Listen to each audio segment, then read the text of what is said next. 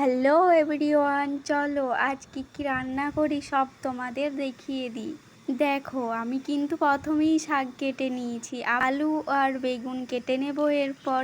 কিন্তু আলু আর বেগুনের কাটা দেখানো হয়নি।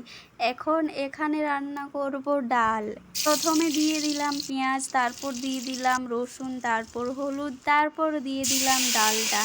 ব্যাস, এরপর কিছুক্ষণ নেড়ে নেব এক বাটি জল দিয়ে, তারপর কিছুটা নুন দিয়ে নামিয়ে দেব। তারপর এই সব রেডি করে নিয়েছি, আলু বেগুন কেটে, পেঁয়াজ রসুন কেটে।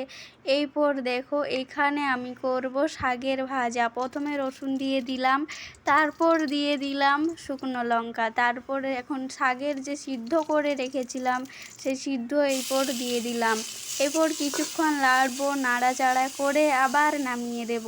তারপর দেখো, এইখানে বেগুনের তরকারিটা রান্না করব। প্রথমে তেল দিয়ে দিলাম, তারপর দিয়ে দিলাম পেঁয়াজ, তারপর দিয়ে দিলাম কাঁচা লঙ্কা, তারপর দিয়ে দিলাম রসুনের থেতো কিছুটা, তারপর দিয়ে দিলাম আদার থেতো কিছুটা, তারপর দিয়ে দিলাম যে গুলে রাখা মশলাটা কিছুক্ষণ ভেজে নিলাম। তারপর দিয়ে দিলাম আলু আর বেগুনের সেদ্ধগুলো। দেখো কি সুন্দর কালারটা এসছে।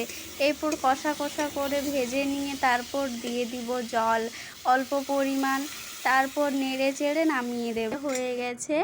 তারপর দেখো, আলু আর বেগুনের সবজির কালারটা দেখো কি সুন্দর এসেছে।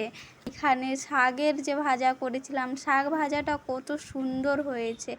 দেখো, প্রথমেই যেটা করেছিলাম ডালটাও দেখো কি সুন্দর হয়েছে। তো আজকের ছিল এই আমার রান্না। তো নতুন বন্ধুরা দেখে থাকলে চ্যানেলটাকে সাবস্ক্রাইব করে দাও, আর একটা ছোট্ট কমেন্ট করে জানিয়ে দাও কেমন লাগলো আমার ভিডিও। বাই।